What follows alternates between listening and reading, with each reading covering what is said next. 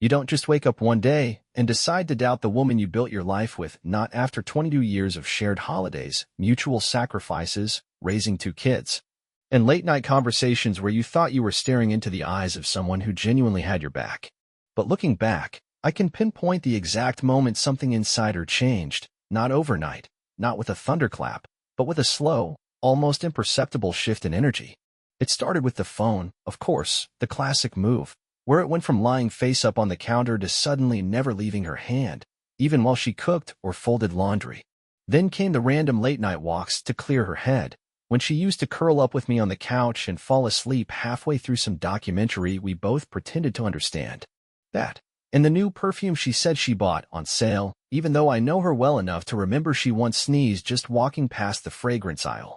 At first, I chalked it up to age, to routine, to boredom that naturally sets in after 2 decades of loving someone through job losses, diaper changes, and awkward in-laws.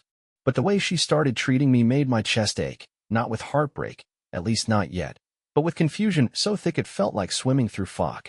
Her smiles became mechanical, like she was performing some version of herself I hadn't married, and our conversations turned into these strange, stilted exchanges where she'd either snap at me for asking the wrong question or retreat into silence like I was an annoyance she had to endure.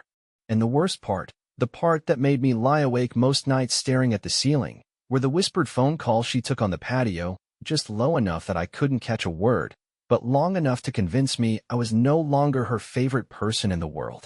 I told myself I was being paranoid, that I was projecting my own midlife insecurities onto her sudden independence. But then she picked a fight with me over absolutely nothing, right after a dinner I cooked from scratch for our anniversary. She accused me of trying too hard, of making things awkward, and I remember standing there in the kitchen, holding a plate of chicken parmesan, watching her eyes go glassy in that way people do when they're thinking about someone else. That's when something in my gut twisted so hard I nearly dropped the plate. Not because I was scared of losing her, but because I knew, deep down, she was already gone. You don't expect the love of your life to lie to your face about something so stupidly simple. A girl's weekend, she said, planned 2 months back with her friends from college, just a little escape to the coast to relax, sip wine, and talk about life without men for once, as she put it, with that laugh she used to weaponize whenever she wanted to disarm me. I even smiled when she said it, played my role perfectly, nodding like the supportive husband I'd always been, all while something inside my chest sank like a stone dropped into black water. She'd never gone away without telling me every detail before, not because I demanded it, but because for 2 decades we'd shared everything. Suddenly, she was vague. No Airbnb link. No shared itinerary. Just a packed weekend bag, a kiss on the cheek that felt forced, and the hollow click of the door closing behind her as she left. I wasn't suspicious until I got a text from Carol, one of her friends, asking if we were still on for dinner Saturday night.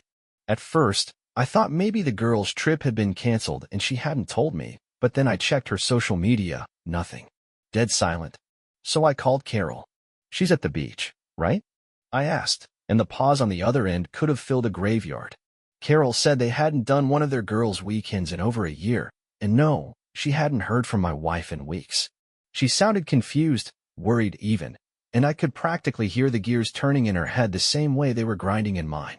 I hung up, poured myself a whiskey I didn't want, and stared out the window, heart pounding as one brutal truth cracked open in front of me like a bone.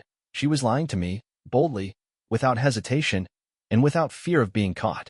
But I didn't confront her. Not then. Not even close. If there's one thing 22 years of marriage teaches you, it's that going to war without a plan only gets you wounded, or worse, gaslit into thinking your gut instincts were just some toxic byproduct of insecurity. No, I played dumb, smiled when she came back Sunday night with salt in her hair, and that fake glow that had nothing to do with the sun. I listened to the story she had clearly rehearsed, the laughter, the drama, the friend who got too drunk, all of it spilled out like a bad script written for a man she thought had stopped paying attention.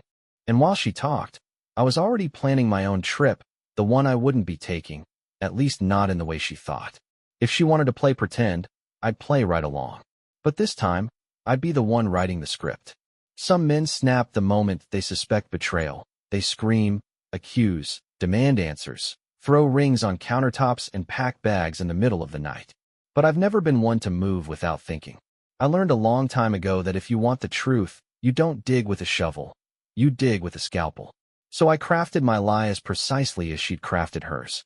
I told her I had to fly to Dallas for a 5-day work trip, quarterly review, client meetings, the kind of jargon she always tuned out anyway. I even printed out a fake itinerary, booked a refundable flight just to get the confirmation email, and left it sitting, accidentally, on the printer tray, like an idiot husband too scatterbrained to cover his tracks. She bought it without hesitation, without a single follow-up question, and that was the moment I knew, beyond doubt, that something inside her had changed. No, call me every night. Just a smile, a nod, and a breezy be safe. She couldn't have hidden her relief if she tried. The night before my departure, I waited until she was asleep, not just lightly out, but deep enough that her breathing was slow and even, the way it used to be when she curled against me and felt safe. I moved through the house with surgical precision, installing 3 discrete security cameras, one tucked behind the bookshelf in our bedroom with a perfect view of the bed, another nestled in the corner of the hallway above the family portraits she no longer dusted, and a third inside the decorative bread box in the kitchen where she used to hide surprise love notes, but now hid nothing but silence. I'd done my research, 1080p, wide-angle, motion-triggered, cloud backup, bulletproof. Then came the audio, 2 voice-activated recorders, one under the driver's seat of her car, and another sewn into the lining of her favorite tote bag, the one she took with her everywhere and treated better than she treated me. I left for my trip the next morning at 6:15 a.m. sharp, just like always, suitcase packed with folded decoy clothes, real toothbrush, real cologne, all for show. I drove exactly 47 minutes to a friend's empty cabin on the edge of town, a place I used to fish and grill with the boys before life got too heavy and weekends got too short. There, in silence, I synced the cameras to my laptop, linked the audio streams to my phone, and waited. I didn't know what I was hoping to find. Maybe she really just needed space. Maybe I'd wasted all this effort for nothing. But a sick part of me, a part one never wanted to admit existed, wanted her to slip. Not because I wanted it to be true, but because if I was right, if I wasn't just some bitter middle-aged man chasing ghosts, then I'd finally be free. And if I was wrong, then I'd be the one who needed fixing. Either way, the waiting had begun, and so had the unraveling. I sat in a rundown motel room exactly 10.4 miles from my own house, not in Dallas, not on a work trip, just 10 miles from the life I had built, staring at a laptop that had become more honest than my wife. The room smelled like mildew and cigarette ash, but I barely noticed. I was too focused on the 4 screens arranged in front of me, split views from the bedroom, kitchen, hallway, and the car. I hadn't eaten all day. My heart was pounding with every creak of the house I used to call home. The first night, she was quiet. Unnervingly so, no phone calls, no visitors, just her sitting on the couch with a glass of wine and that same blank expression she wore around me for months. I started to think maybe I was wrong. Maybe I'd become paranoid enough to sabotage my own marriage. Maybe I'd grown bitter in ways I hadn't realized. But then came night 2. It started around 7:43 p.m., a knock at the front door, followed by her sudden burst of energy that I hadn't seen in years. She actually laughed, that bright, girlish laugh she used to save for me back when I mattered. I watched her open the door to a tall, athletic guy wearing a smug grin and holding a bottle of wine. He kissed her like he owned her. Not like a fling, not like a man with boundaries, but like a man who knew this wasn't his first visit. I felt a heat crawl up my neck, but I didn't move. I just watched. They sat in my kitchen, drinking my whiskey, laughing like teenagers, and then, just when I thought it couldn't cut any deeper, she brought me up. "He's so predictable," she said, swishing her wine. Bless his boring little heart. I could tell him the sky was green and he'd nod and say, "Whatever makes you happy, babe." The guy laughed. She laughed harder. "He thinks I'm some lonely housewife clinging to romance, but he's really just a damn wallet with ears." That was the moment I stopped feeling sad. The ache, the confusion, the self-doubt, it all calcified into something hard and cold. I kept watching, even when they moved to the bedroom, even when their laughter faded into sounds that made me sick. I didn't look away, not because I needed to see it, but because I needed to remember why I was going to burn it all down. And in that moment, sitting in a $58 a night motel room with nothing but silence and betrayal on my screens, I realized something chillingly clear. She didn't just cheat on me, she mocked me, used me, And worst of all, she never thought I'd be smart enough to catch her. That, more than the affair, is what lit the fuse. It wasn't the sex that shattered me. Not the way she kissed him like she hadn't kissed me in years, or how she laughed like she'd been waiting to be with him her entire life. It wasn't even the way she led him into our bedroom, the room we built together piece by piece, choosing paint colors and debating over nightstands like a real couple planning a real life. No, the part that broke me came later, when the sweat had dried and their breathing had slowed, and she was lying beside him with the kind of ease that made it clear this wasn't their first time. I had the audio streamed to my phone, tucked between my palms like a lifeline and a curse, and I heard her voice say it calm, smug, cruel. He'll never leave me. He's too scared to start over. I can do whatever I want. That line, that single sentence, hit harder than the affair, harder than the laughter, harder than any betrayal I'd imagined. Because in that moment, I realized she didn't just cheat on me. She counted on me staying after she did it. She went on, too casual, too comfortable in the filth of it all. You know he hasn't checked the retirement account in months? I took some out, told him it was for house repairs. Poor guy didn't even blink. I could probably drain half of it before he noticed. And then, as if that wasn't enough, she laughed and added, he's just stability now. A backup. I have my fun, and he keeps the lights on. I sat there in the dark, motel lights flickering behind sun-bleached curtains, holding that phone like it was the last piece of evidence from a murder, and in a way, it was. Because whatever part of me still believed in her, still hoped this was a phase or a midlife crisis or some misguided grasp at freedom, it died right then and there. That man I used to be, the one who protected her, provided for her, defended her even when she didn't deserve it, he bled out somewhere between those words. And what took his place wasn't rage. It wasn't vengeance. It was focus. I didn't cry not then. I didn't throw anything or scream into a pillow or punch a wall. I just sat very still and started writing names, account numbers, passwords. I began drafting a list of everything I owned and everything I was willing to take back from her. I didn't care about revenge at that moment. I cared about precision. Because she thought she had me pegged, some docile, aging man too afraid to live without her. She forgot I built the life she was so eager to dismantle, and now I was going to burn it down, rebuild it from the ashes, and make damn sure she was left outside in the cold watching the flames. And for the first time in months, maybe even years, I smiled.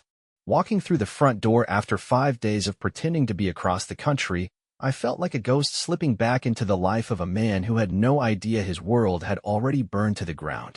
She greeted me at the door in that old blue sweater I once told her made her look like home, and just like that, she weaponized a memory. Her arms wrapped around my neck like vines around a gravestone, and she kissed me with practiced affection, the kind that would have fooled anyone who hadn't just spent the past 2 nights watching her claw at another man in that very same bed. I missed you so much, she purred, laying it on thick, her eyes sparkling with the kind of forced warmth that felt more like stage lighting than sunlight. I played my part with Oscar-worthy precision, smiled, held her close, even said I missed her too, while inside me, a different man took notes in silence, counting down to 0. That night, she cooked my favorite meal, poured my favorite wine, and wore my favorite perfume, and then, as if to test how deep her manipulation could go, she initiated intimacy for the first time in months. I looked into her eyes, and for a moment I swore I could see the lie flickering just behind her pupils, not guilt, not remorse, but calculation. I kept my face calm, my movements slow, and every second of it, I hated myself more than I hated her, but I wasn't doing this for closure or nostalgia. I needed more data. I needed to see how far she would go pretending, now that she believed I was still blind, still numb, still hers.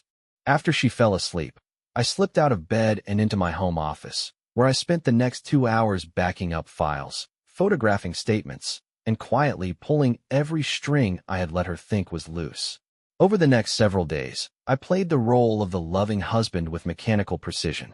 I brought her coffee in bed, massaged her shoulders while she sat at the kitchen table scrolling through her phone, which, by the way, I had cloned in its entirety. I acted grateful when she offered to take over the finances for a bit, and I told her she was incredible when she said she might look into redecorating the house. Meanwhile, I was cataloging every withdrawal, printing every transfer receipt, and building a file so airtight it would make a forensic accountant weep with joy. Every lie she fed me became another thread I would pull until the whole rotten web collapsed around her. I wasn't just gathering evidence anymore. I was building a war chest. And when the time came to strike, I wasn't going to raise my voice. I was going to raise the curtain and let the whole damn theater watch her fall. The thing no one tells you about betrayal is that the hurt isn't the worst part. It's the clarity that follows. The moment you realize everything you've built was quietly siphoned from underneath you while you smiled through dinner and folded laundry together. So the Monday after I returned from my trip, while she hummed her way through folding towels she hadn't touched in months, I walked into the office of a woman named Dana Whitlock, a divorce attorney so sharp she didn't ask twice when I showed her the evidence. I laid everything on the table: the surveillance footage, the audio recordings, screenshots from cloned phone apps, every single whispered insult, and the financial transfers she thought were invisible. Dana didn't flinch. She called it airtight, asked if I was ready to scorch the earth, and I told her I didn't just want a divorce. I wanted to end this like a man who knew what was stolen from him. That same afternoon, I was introduced to a forensic accountant named Glenn, a man with a handshake like cold stone and the kind of eyes that scan for lies by instinct. Together, we dissected the last 18 months of our financial life with surgical precision, and what we found made my stomach twist into a knot I didn't know existed. She had slowly siphoned nearly $37,000 from our savings into a separate account under her maiden name. And worse, she'd begun filing transfer requests from my retirement account masked as home maintenance expenses. Glenn acted fast. We froze all joint accounts, locked her out of online access, and rerouted my paycheck into a new private account in a separate credit union she had no clue existed. Then, Dana drafted a motion for asset protection under marital fraud, something that, she assured me, would land like a sledgehammer when served properly. Everything was backed up 3 times, sealed, dated, and prepared for court like a carefully laid minefield. And while she was still in our home, sipping wine in the bath and sending text messages to a man who thought I was a fool, I was slipping the keys to a private lockbox into my wallet, tucked safely behind the folded receipt of our first date.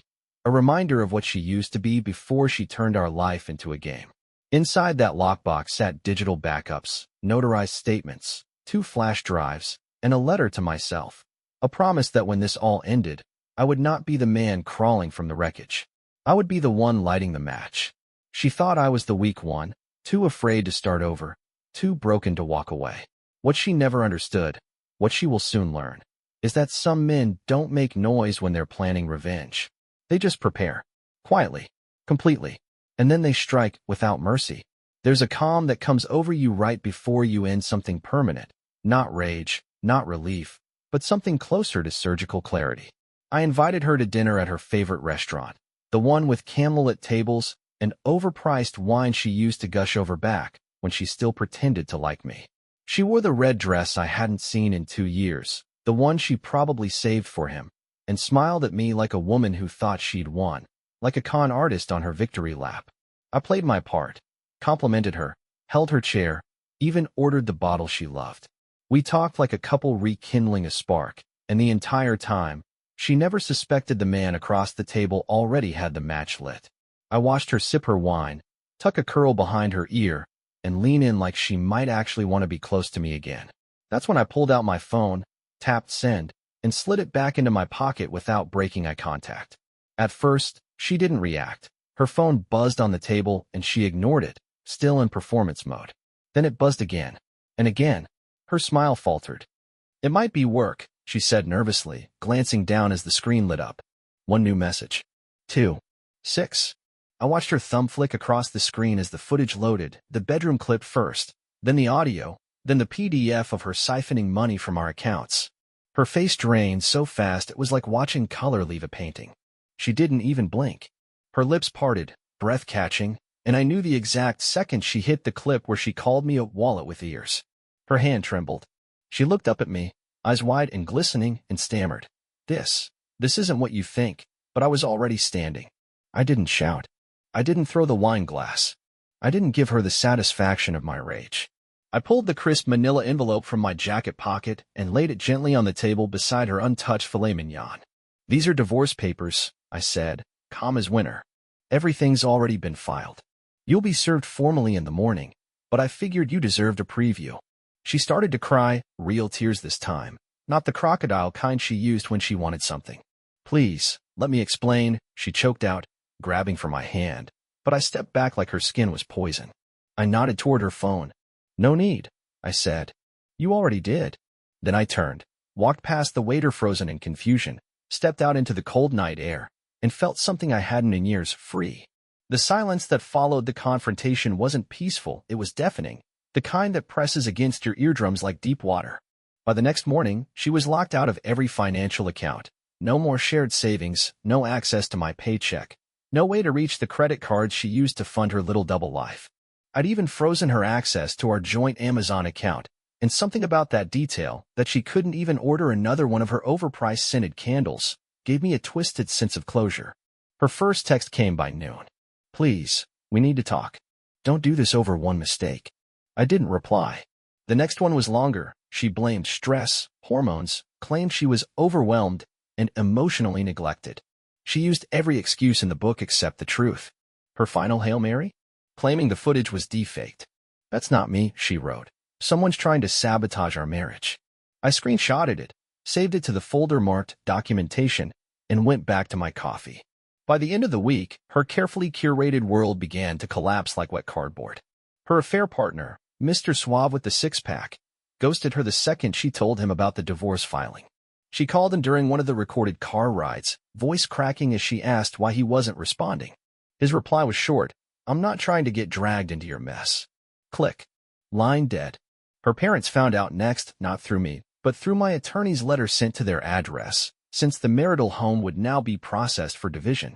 Her mother called me sobbing, confused, angry, apologetic, and ashamed all at once. I said nothing. Just silence on the other end while she pieced it together. At work, her reputation began to corrode.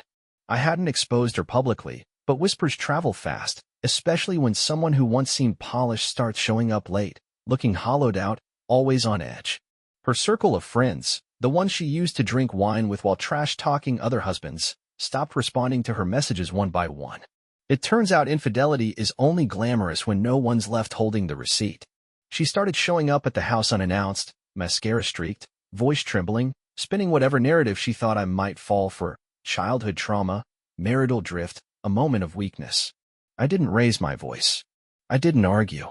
I didn't even offer her the dignity of a reaction. Every conversation was recorded. Every word was logged. I stood in my own hallway like a stranger, watching her unravel in real time, while she begged for something she'd already destroyed. And behind that quiet demeanor, I felt something rising that surprised me. Not sadness, not vengeance, but peace. For the first time in decades, I was no longer being lied to, no longer being used, no longer tolerating the slow death of my self-worth disguised as marriage. I was just watching the inevitable, the storm she summoned, finally arrive. The gavel didn't thunder like in the movies, it was quiet, ceremonial almost, but the weight behind that final signature from the judge hit me like a full-body exhale after holding my breath for far too long. The divorce was finalized in just under 4 months, and because of the overwhelming volume of evidence, her repeated financial deception, and her admitted adultery captured in crystal-clear audio and video, the court handed me the house, the pension, the car, and full control over what was once ours. She left the courthouse alone that day, clutching a purse she could no longer afford, with eyes that no longer held power, and a life that no longer provided the convenience and comfort she had so arrogantly taken for granted. Her attorney had tried to argue for emotional distress compensation. The judge looked at the footage I provided and simply asked, "Did you think you wouldn't find out?" That was the only time she didn't have something to say. I stayed quiet even after it ended. No social media posts, no bragging to friends, no petty gossip. I just lived. I planted a vegetable garden where her flower beds used to be, replaced the old bedroom furniture with pieces I picked out myself, and started running again, every morning before the sun came up, just to remind myself that I could. About a year later, I met someone. We crossed paths at a bookstore, a cliché, I know, but she had this presence that didn't just fill the space, it softened it. She asked questions and actually listened to the answers. She didn't rush, didn't perform, didn't pretend. We've been seeing each other for 6 months now, and not once have I felt the need to look over my shoulder. I'm not in love yet, but for the first time in a long time, I'm open to the idea that love, real love, might still be possible, even after hell. To every man reading this, especially the ones lying awake in the middle of the night questioning their sanity, their worth, their instincts, hear me now and remember it well, you're not crazy. That gut feeling? It's not paranoia. It's survival. Trust your instincts. Document everything. Move quietly. Prepare smartly. And above all, protect your peace like it's sacred. Because once you reclaim it, once the noise fades and the lies are no longer suffocating you, you'll realize the truth you were never supposed to see. Your life didn't fall apart. It was finally set free.